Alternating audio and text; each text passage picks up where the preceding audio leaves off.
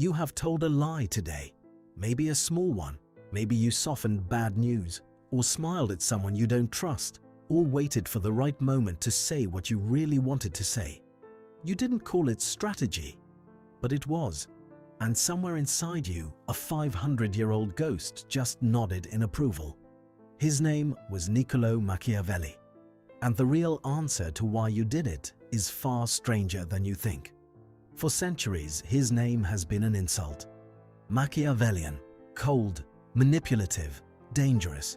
The man who supposedly said the ends justify the means, but he never actually wrote that sentence.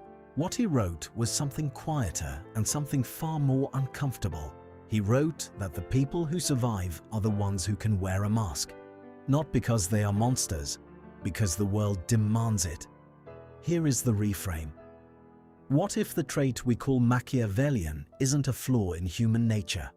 What if it's a hidden archetype buried in the architecture of your mind that has been there since long before Florence, long before politics, long before you were born? What if cunning isn't the opposite of who you are? What if it's a part of who you are? To understand this, you have to go into the mind of a Swiss psychiatrist named Carl Jung, who spent his life mapping the parts of the human psyche that we don't like to admit exist. Jung believed the mind is not one single voice, it is a council. There is the persona, the mask you present to the world, polished and acceptable. There is the ego, the part that thinks it's in charge. And then there is the shadow. The shadow is everything you've pushed down because it didn't fit the story you tell about yourself.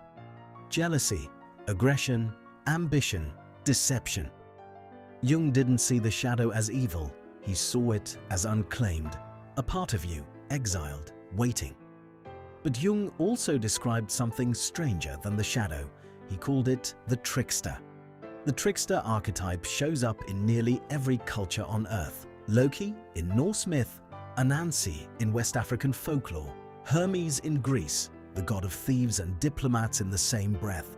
The trickster lies, the trickster manipulates, and yet the trickster is almost never purely the villain of the story. Why? Because the trickster represents something your ancestors needed. Cunning wasn't a corruption of survival, it was a survival strategy in its own right. Think about early human groups tens of thousands of years ago.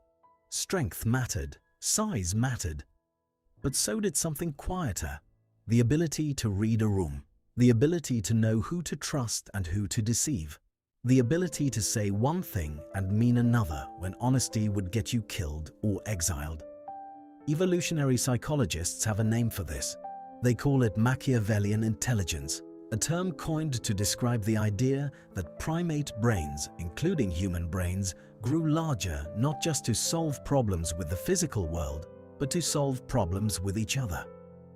Outsmarting your rivals, predicting betrayal before it happened, forming alliances that looked like friendship but functioned like strategy.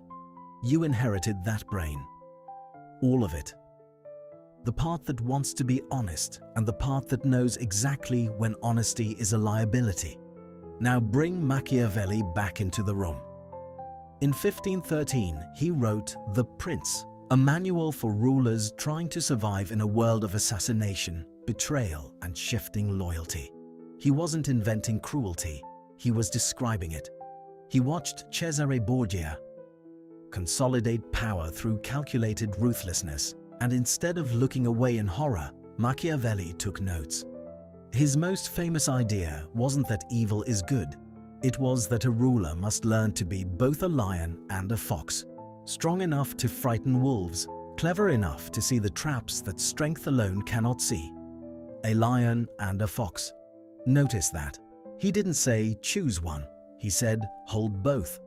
That is where Jung and Machiavelli quietly meet 5 centuries apart without ever knowing it. Jung would call the lion your persona, the visible strength you show the world, and he would call the fox your shadow, the hidden cunning you were taught to be ashamed of. Machiavelli wasn't describing a villain.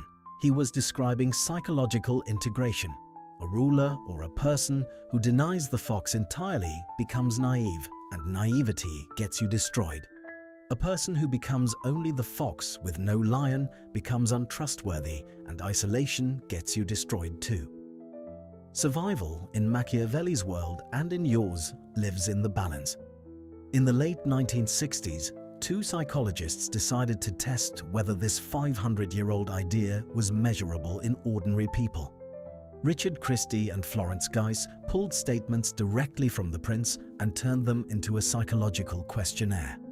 They called it the Mach-IV scale. It asked people how much they agreed with things like, "It is wise to flatter important people," or "the best way to handle people is to tell them what they want to hear." What Christie and Geis found was unsettling. Machiavellian tendencies weren't confined to tyrants and con artists. They existed on a spectrum in ordinary people, in ordinary offices, in ordinary relationships. Everyone had a little fox in them. Some just kept it more hidden than others. Decades later, in 2002, psychologists Delroy Paulhus and Kevin Williams took this further. They identified a cluster of traits that tend to travel together in the human personality. They called it the dark triad: narcissism, psychopathy, and Machiavellianism. But here is the part that gets left out of the pop psychology headlines.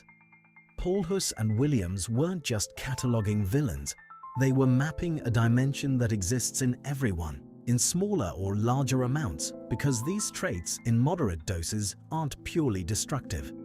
A little strategic self-interest helps you negotiate a salary. A little social calculation helps you navigate a difficult family gathering without setting the table on fire. The trait becomes dangerous only at the extreme. Just like courage becomes recklessness at the extreme, and honesty becomes cruelty at the extreme. This is the part your brain doesn't want to admit. You are not purely the honest, transparent person you present at dinner parties. You are also, quietly, a strategist. You read faces. You choose your words. You decide, sometimes without even noticing, what to reveal and what to withhold. That isn't a character flaw hiding inside you like a virus. It's the fox Jung talked about. It's the trickster your ancestors carried through 10,000 generations because the tribes who couldn't read a threat, who couldn't navigate a betrayal, who couldn't occasionally bend the truth to survive another season, didn't get to pass on their genes. So why does this feel so uncomfortable to hear? Because you were taught, probably early, that cunning is the opposite of goodness, that the honest person is the hero and the clever one is the villain. But look again at the myths. The trickster gods were rarely punished forever. They were often the ones who stole fire for humanity, who outwitted death, who saved the tribe using the very cunning that made the elders nervous. The fox in the old stories isn't always the threat. Sometimes the fox is the one who gets you home. Machiavelli understood something Jung would later put into clinical language. The parts of yourself you refuse to acknowledge don't disappear. They just stop being available to you when you need them. A person who has never let themselves be strategic will freeze the moment strategy is required. A person who has integrated it, who knows the fox is there and chooses when to let it speak, has more control, not less. This is not a permission slip to manipulate the people around you. Jung was clear that an unclaimed shadow is dangerous precisely because it acts without your awareness. It leaks out in passive aggression, in resentment, in the small betrayals you don't even notice you're committing. The goal was never to unleash the fox. The goal was to know it's there, to name it, to let it advise you instead of ambush you. So think again about that small lie you told today. The softened truth, the calculated silence. It wasn't a moral failure whispering through your ancestry.